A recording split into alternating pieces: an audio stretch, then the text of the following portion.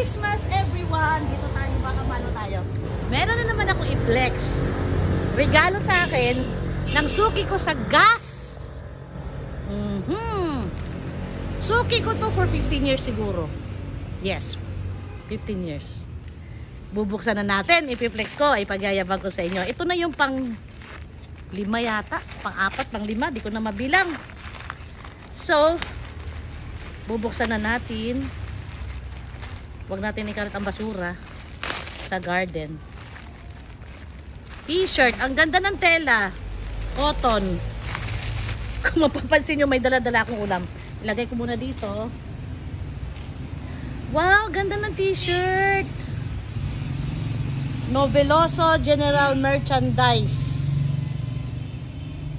Ano to? Ay! Mali pala, mali. Ano pala to? Hindi sa gas. Nabigyan na pala ako ng gas. Suki ko sa plastic. At saka sa mga tawag nito, yung mga tapero na plastic, ganyan. Ayan, at saka sandubag na plastic, mga paper cup, mga coffee cup, yan, ito yon.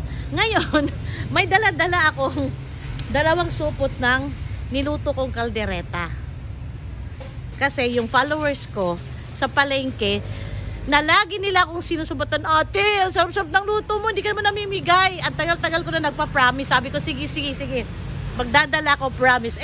Tuwing mamamaligi ako, nakakalimutan ko.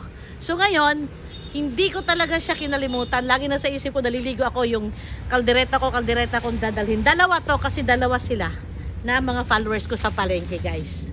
Gusto nila matikman ang aking special kaldereta.